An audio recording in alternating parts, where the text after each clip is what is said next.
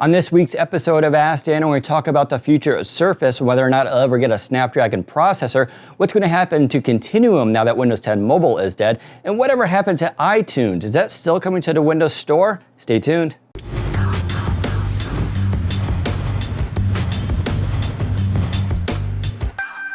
Is iTunes still coming to the Windows Store?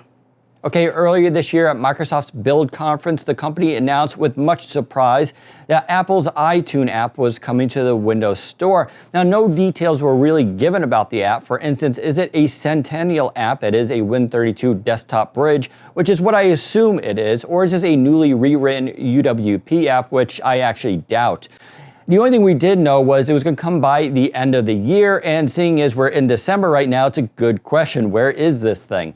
Now, we did reach out to Microsoft for this question, and they did tell us, yes, it is still on schedule for end of the year. Now, there's only a couple weeks left, but fingers crossed, it should be here before Christmas time.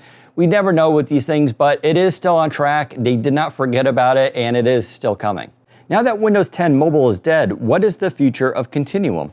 This is a really good question. In reference to Windows 10 Mobile, we used to be able to take that handset and plug it into a larger display, use a keyboard and mouse, and make a computer out of it. Now, this idea was never going to catch on. There was a lot of limitations to it, but I think the idea behind it was very neat. But let's talk about Continuum here. Continuum is a concept, and it's not really related to the phone per se. And what I mean by that is the first instance of Continuum was actually with Surface Pro. If you remember, Surface Pro, of course, is a PC, but if we remove the keyboard, it switches to tablet mode. That's a common concept today, but going back, that's what Continuum was initially called. And the idea here is that Continuum isn't really related to the specific device. So the Windows 10 Mobile Continuum may be dead, but the ideas behind it is still very much alive. Relating to Seashell specifically, there are actually different UIs that are coming out. So there's still a Windows 10 Mobile version that's going to be called Andromeda. There's also one for desktop called Polaris, and then there's another one for mixed reality called Aruba. So these are all different UIs. The difference is it's all part of the same OS for once and part of the same shell. That was never the case. Windows 10 Mobile was basically its own OS with its own shell, independent of Windows 10 on PC.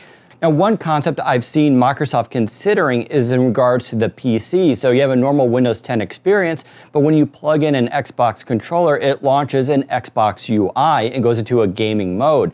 These concepts are all part of Continuum still, so you need to get away from this idea that Windows 10 Mobile is Continuum, and that's the only instance of it. Continuum is a very broad idea that Microsoft is working for the future of Windows 10, and Seashell is going to be its ultimate instantation of it. Will Microsoft release Snapdragon-based Surface devices? Okay, this week, Microsoft in conjunction with Qualcomm and Huawei revealed the first devices running a Snapdragon 835 and Windows 10 on mobile. Now, we've been expecting this for the last year, and they finally delivered, although these devices won't be out until early 2018. The question, of course, is will Microsoft make its own Surface device in any form with a Snapdragon processor? I would say the chances are very high. Microsoft's been very good with defining these categories. Now, I want to add a little bit of speculation here combined with some inside knowledge that we have reported on, which is the first device will be the Project Andromeda. And if you haven't been following, I wrote an editorial recently about this device and what we're thinking it's going to be. Specifically, it is Courier re-envisioned for 2018.